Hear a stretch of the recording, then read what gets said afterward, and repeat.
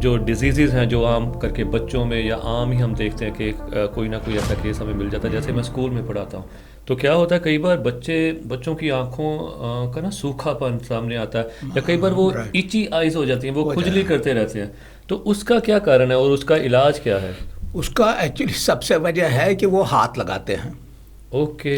90% जो है, 90% है अगर बच्चों को समझाया जाए, क्योंकि आफ्टर ऑल देखिए एटमॉस्फेयर में डस्ट भी होती है, धुआं भी होता है, कई चीज़ें होती हैं, थोड़ा बहुत हवा हो लग गई उससे भी हो जाता है, लेकिन अब मेन प्रॉब्लम हो जाती है जो 90% है वो ये है कि वो उनके हाथ लगाना है। जो उनकी एक्चुअल प्रॉब्लम है वो तो 10% है, ओके। लेकिन जो वो हाथ लगाते हैं वो 100% बन जाती है। अगर वो सिर्फ हाथ, उनको ये समझाना है कि जब कभी इरिटेशन हो, कुछ हो, इचिंग हो, किसी भी वजह से, उनके पास सबसे इंपॉर्टेंट है हैंकी होनी चाहिए। Okay. Every day they must have a hanky उनके पास होनी चाहिए, जो रोज़, ये नहीं कि एक ही हैंकी 3-3 4-4 दिन चले। हैंकी उनको हैबिट डालनी है शुरू से ही। घर वालों को, पेरेंट्स को ये देखना है कि उनके पास हैंकी है, क्लीन वॉश की हुई और कॉटन की हैंकी। मैंने यहाँ पर देखा मोस्टली क्या है, वो सिंथेटिक वाले लेते हैं, उनमें फर होता है, कोई टॉवल टाइप है, कोई, उससे ये प्रॉब्लम जो है ज़्यादा बढ़ जाती है। इचिंग भी ओके। ज़्यादा बढ़ेगी, रेडनेस बढ़ेगी, इरिटेशन बढ़ेगी। तो इसलिए होना चाहिए उनके पास क्लीन सॉफ्ट कॉटन की हैंकी।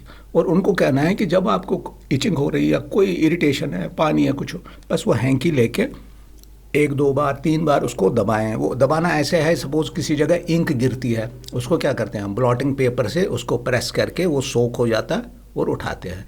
बस ये एक्चुअली करना है। जो वो करते हैं वो मलते मलते रहते हैं, बस उससे बढ़ जाता है।